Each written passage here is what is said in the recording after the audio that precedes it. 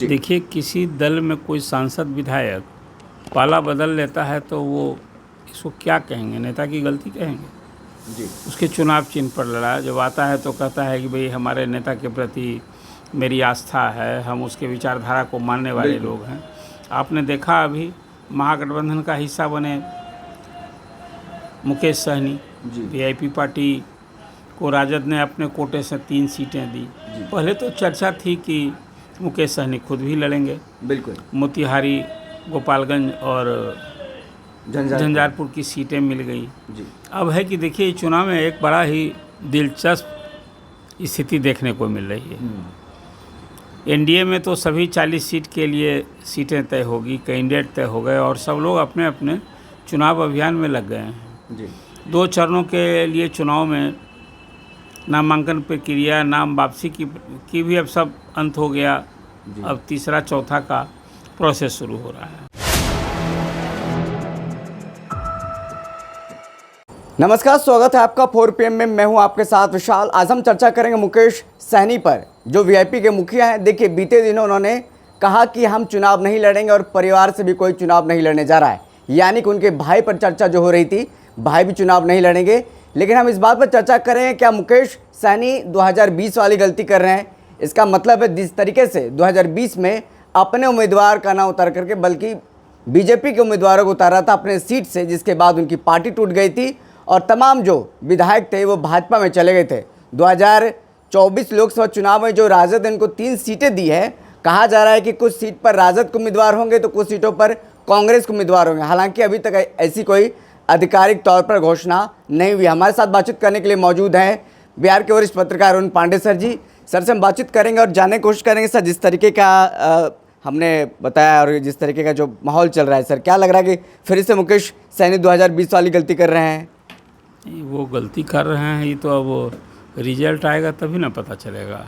देखिए, किसी दल में कोई सांसद विधायक पाला बदल लेता है तो वो इसको क्या कहेंगे, नेता की गलती कहेंगे।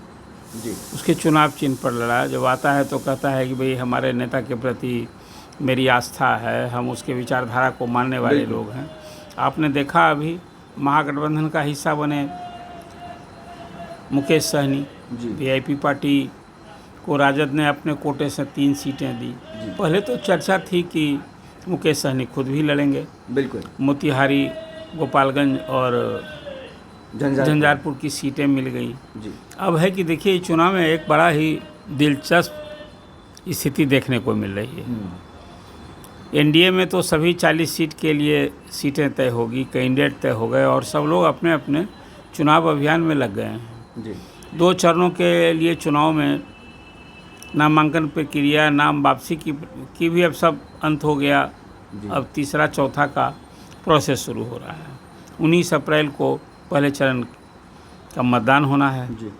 और अभी महागठबंधन में चाहे वो राजद की सीटें कहें, कांग्रेस की सीट कहें और वीआईपी की सीट कहें, कम से कम अभी की तारीख में, आज की तारीख में आप बात करेंगे तो 12-15 सीटों पर कौन कैंडिडेट होगा।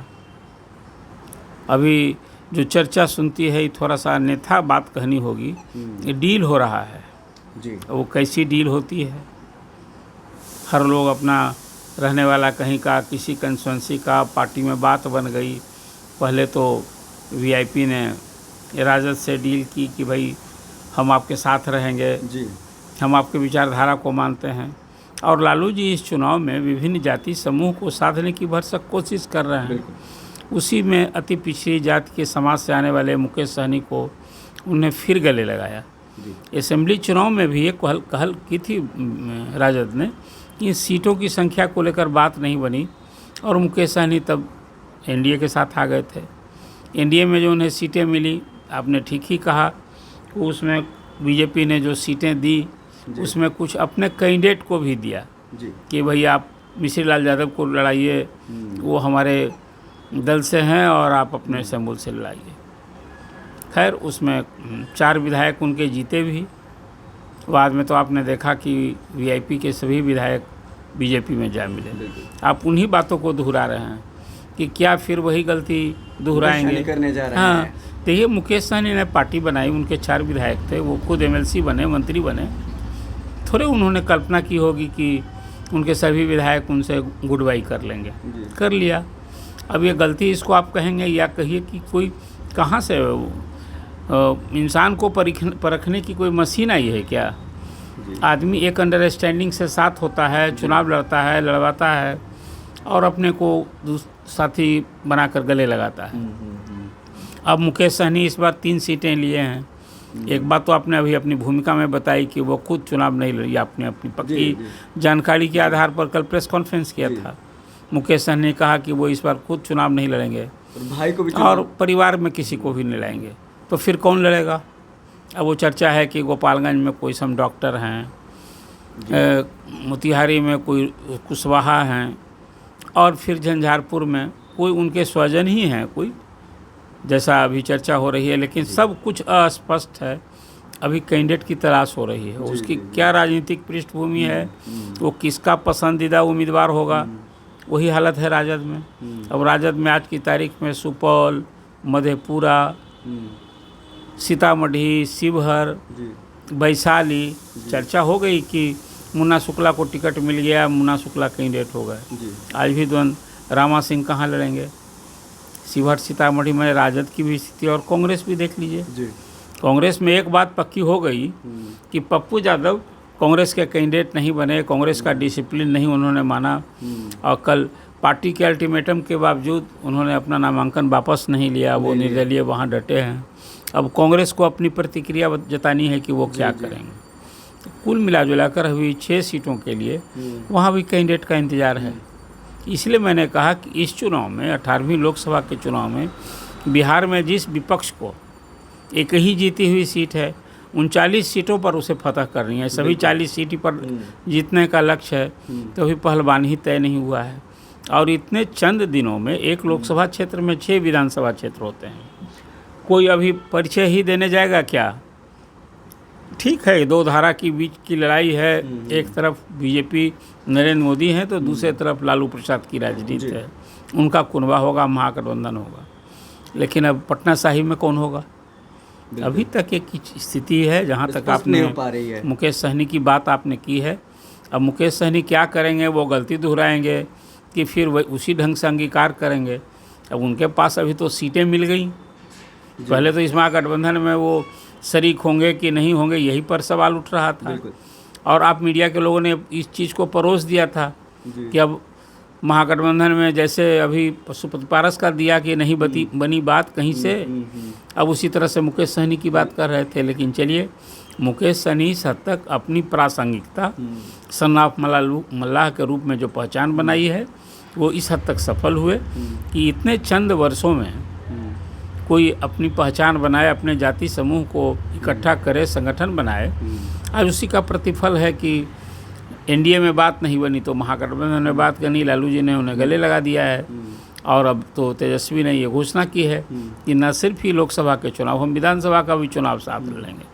तो कुल मिला जुला कर राजद ने एक सामाजिक समीकरण साधने की भरसक कोशिश की है। उसी का नतीजा है कि मुकेश सहनी इस पाले में आए हैं, महागठबंधन का हिस्सा बने हैं।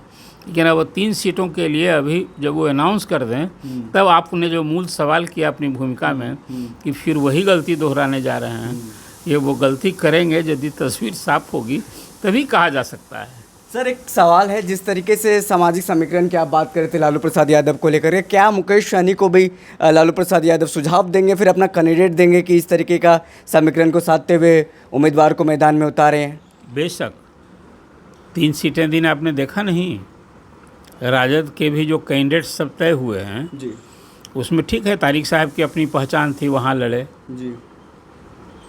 किशनगंज में तो उनकी सिटिंग सीट थी, बिल्कुल।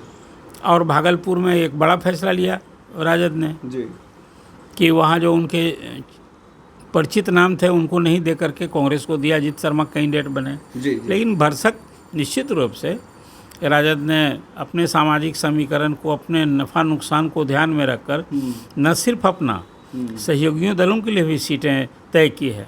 अब नालंदा से देखिए, संजीव सौरभ हैं जी, जात नहीं बतानी चाहिए लेकिन जात तो एक सच्चाई है, छिपा है क्या कि भाई कुर्मी बहुल क्षेत्र में इस बार यादव से मुकाबला होगा जी। माले के कैंडिडेट हैं तो अब वो आप देखिए काराकाट में वहाँ राजा राम सिंह उनके कैंडिडेट हैं जी।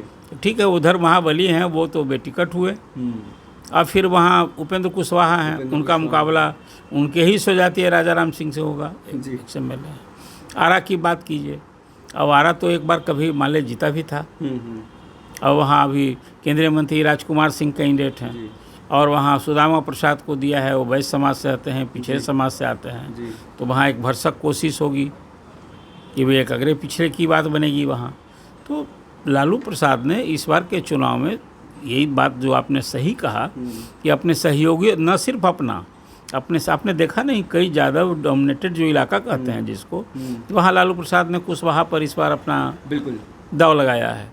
उदाहरण है नवादा जी। नवादा में तो पार्टी में ही एक तरह से बगावत और विद्रोह दिख रहा है। 2 राजद से जुड़े एमएलओ ने वहाँ निर्दलीय हैं विनोद यादव, उनके समर्थन की बात कर दी है। तो लालू कहाँ बैठे हैं? लालू तो एक बार निश्चित रूप से मैं आपसे जो कह रहा हूँ, ये विधानसभा चुनाव को ध्यान में रखकर वो सामाजिक समीकरण साधने की भरसक कोशिश कर रहे हैं। तो इसलिए अभी जो मुकेश सहनी के कैंडिडेट तय होंगे उसमें भी कहीं ना कहीं लालू जी का वो रहेगा ही ना। वो जिस किसी को चाहेंगे वैसे टिकट, तो हमको नहीं लगता है कि चाहे वो कांग्रेस हो, चाहे वो माले हो, वामदल हो, और अब वीआईपी आ गई है, सब जगह लालू जी। तो मुकेश सहनी का गलती का तब पता चले जब आधिकारिक तौर पर जब अभी कैंडिडेट तय हो जाने दीजिए। अभी एक बात तो आपने बता दी अपने दर्शकों को कि इस बार खुद मुकेश सहनी नहीं लड़ेंगे। इस बार याद होगा पिछली बार वो कहीं कहाँ से लड़े थे लोकसभा का चुनाव, वो मधुबनी से लड़े थे, मधुबनी खगड़िया से लड़े थे। तो अब फिर भी असेंबली का चुनाव वो 2 बार 2 जगह से लड़े थे जी, हार गए। नहीं, वहाँ पूर्वे लड़े थे, मधुबनी से तो कोई पूर्वे थे उनके कैंडिडेट, खगड़िया से लड़े थे, बात नहीं बनी। अब इस बार तो खुद ही अपने को इस चुनावी जंग से खुद को बाहर कर लिया है। पार्टी लड़ेगी, लड़वाएंगे।